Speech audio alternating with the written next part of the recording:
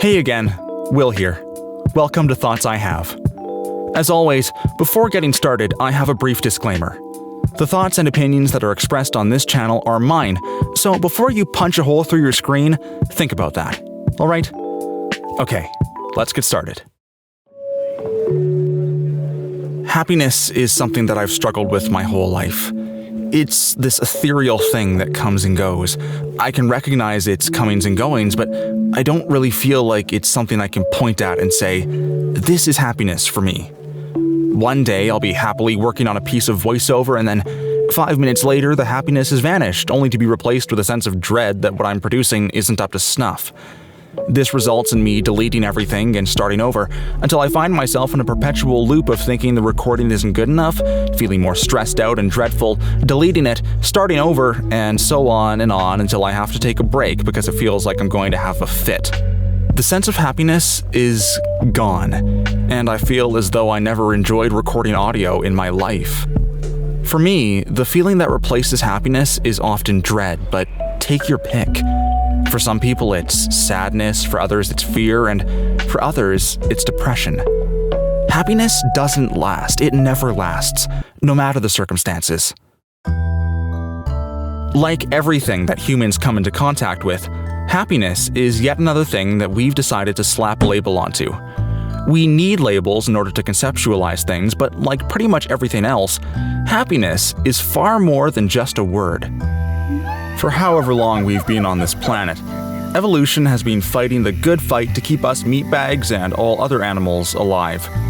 Now, one of the ways it's come up with to accomplish this is to differentiate between good and bad, pain and pleasure, and sadness and happiness.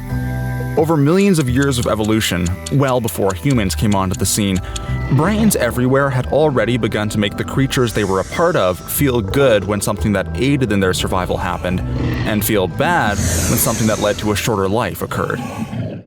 So far as neuroscientists can figure, there are 4 neurotransmitters that make us feel happy: dopamine, oxytocin, serotonin, and endorphins.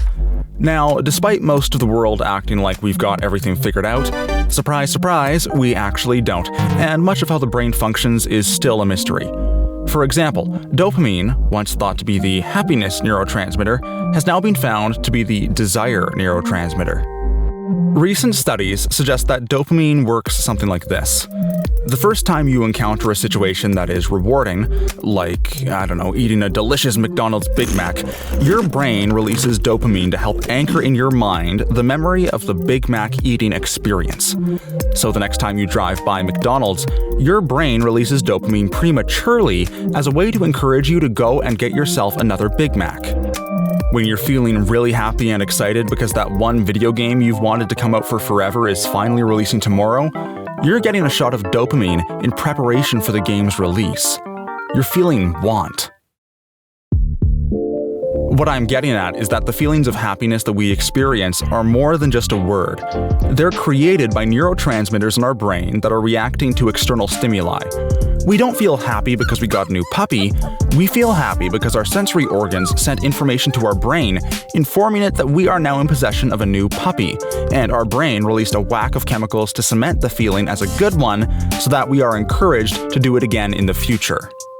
It's a lot more than just a nice feeling.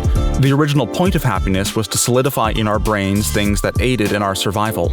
Your spear throw is the one that takes down the mammoth, and your clan praises you and slaps you on the back for your accomplishment. You also get a bigger piece of the mammoth, as well as the admiring glances of that pretty girl in your tribe. You feel happy. You are now encouraged to do it again. Now, I do think that there is more to happiness. It's kind of like one of those infinite gifts that keep going deeper and deeper. Yeah, happiness is created by dopamine and all the other neurotransmitters, but what makes up those neurotransmitters? And what makes up the stuff within the stuff that makes up the neurotransmitters? I don't know, and I don't think anyone else knows for sure either. That's why we have things like string theory to fill in the blanks and to try and explain the stuff that we ourselves can't explain yet. There's also the spiritual element, but that's something that we either believe in or we don't, and isn't something that science can put a finger on, so it's a much more subjective thing. But I digress. No matter how much money we have, or how many cars we own, or how many good deeds we do, happiness never sticks around. I mean, if it did, we wouldn't feel incentivized to go out and do anything. The brain's goal is the propagation of the species, to become ever more successful. If we never stopped feeling happy, we'd stop being productive, and thus the brain's mission of becoming ever more successful would be thwarted. So, why is happiness the end goal? Why is everybody trying to find their happily ever after? I mean, as far as I'm concerned, the only reason happily ever after was invented was so that parents could get their kids to shut up and go to sleep. If stories didn't end with a happily ever after, bedtime would never end, because our kids would keep saying, "But Dad, what happens next?" And we'd be forced to continue telling the same story until the characters either died of old age or came to a more unseemly demise. Well, happiness makes us feel good. And feeling good is a heck of a lot better than feeling bad, so it sounds like a decent goal to want to achieve, right? The problem with having happiness as a goal is that, like we've already discussed, happiness doesn't last. You're never going to be satisfied because you'll always be searching for more, always looking for something else to fill the void. It seems like the search for happiness is what drives people to do some of the worst things imaginable. We're currently wrecking the planet at a speed that is unheard of in Earth's history, all because we want more. More money, more houses, more cars, more food, more property, more. Humanity is on a dopamine high so potent it's literally setting the world on fire, and it seems that our dopamine high is a symptom of dissatisfaction. We're expecting way more out of life than it has to offer, and the result is that we are in a perpetual state of unhappiness. The philosopher and author Alain de Botton gives a talk on the subject of pessimism, which I'll link down in the description below. In the talk, Botton advocates for constructive pessimism as opposed to mindless optimism, and that it's because of the ridiculous levels of optimism widespread in the Western world today that we're constantly in a state of unhappiness and dissatisfaction. I talked about something similar in my video on personal growth, but I'll elaborate a little more on it here. Much of the personal growth literature out there today paints the picture that anyone can be wildly successful, and we all have that latent potential within ourselves. We all can become the next Jeff Bezos if we only work hard enough. Unfortunately, this is a blatant and overly optimistic lie. Different people have different capacities, and one doesn't have to be a genius to recognize that fact. Some women have an amazing head for business, but they can't draw a straight line. While some men are brilliant artists, but they can't for the life of them figure out what a marketing strategy is. Some people are introverts, while others are extroverts. Some are brilliant speakers, while others have debilitating speech impediments. And all of that is without even touching on IQ testing, your dietary content as a child, your economic position, or the fact that many of the most successful people often suffer from some level of psychopathy. Because of this, when we begin to take on the attitude that I can achieve anything if I just put my mind to it, we are inevitably setting ourselves up to become angry and jaded. Oh, great. Why? Well, because 99% of the time, things aren't going to go exactly the way we want them to. Think about it. When was the last time something happened exactly the way you envisioned it happening? It's a pretty rare occurrence. Not everyone can do anything. Some people are more capable than others. It's a crappy thing to say and not something I like to recognize, but unfortunately, it has to be done. For example, I have dyscalculia, which is essentially a kind of number dyslexia, and because of that, becoming a mathematician isn't really in the cards for me. Because of these things, Botton advocates for constructive pessimism. Instead of being mindlessly optimistic in all things only to have our dreams smashed to pieces over and over, we should have a healthy sense of pessimism in our lives, so that when things inevitably do go wrong, we aren't hit as hard by them. You didn't get your dream job? Yeah, it sucks, but you had already recognized that that was a possibility, and so it doesn't faze you nearly as much as someone who is always being told that if they just worked hard enough, they would inevitably succeed. If we stopped being so optimistic all the time, the void inside wouldn't be as empty because there wouldn't be such a disparity between what we're expecting out of life and what we're actually getting. The thing is, I don't like pessimism, so I think there's an even better solution. Yes, it's even more difficult to achieve, but I think it's what we should be aiming for. Let's pull a page out of Buddhism's book. One of the core principles of Buddhism is that life is suffering. Happiness is just a ripe cherry on top of a large sundae, and the main reason for our wanting to achieve happiness is less because we want to be happy, but more because we don't want to be unhappy. This applies to many things, not just happiness. All dissatisfaction and suffering stems from desire. You want a new car, so, therefore, you are suffering because you don't have the car you want. Thus, you chase after getting that car as you believe that it will put an end to your suffering. And to be fair, it does, for a little while.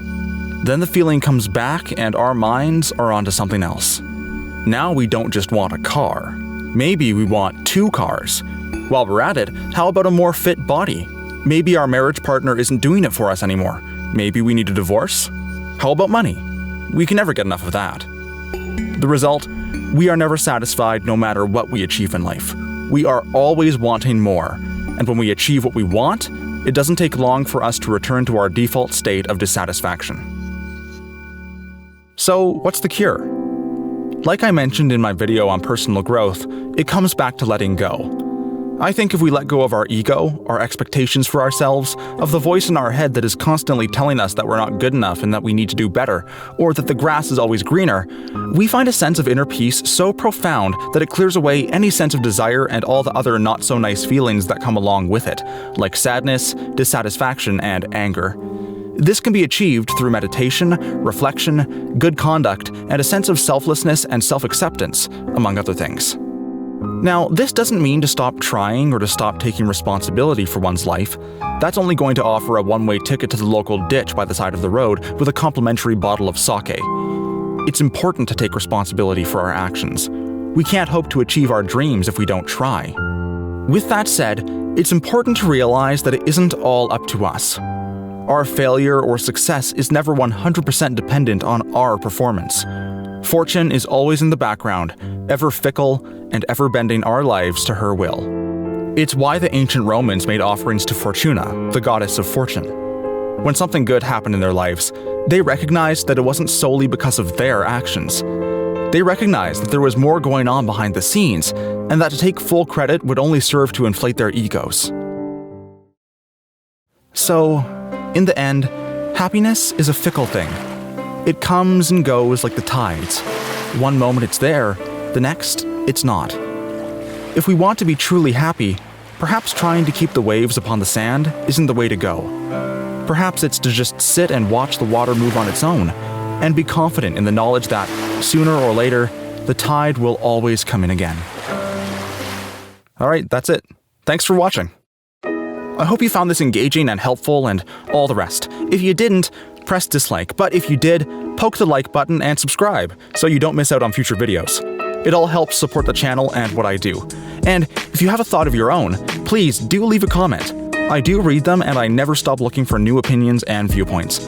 What I express in these videos are just thoughts I have, not facts. I wish you a day that is at least a tiny bit better than your yesterday, and I bid you farewell and adieu.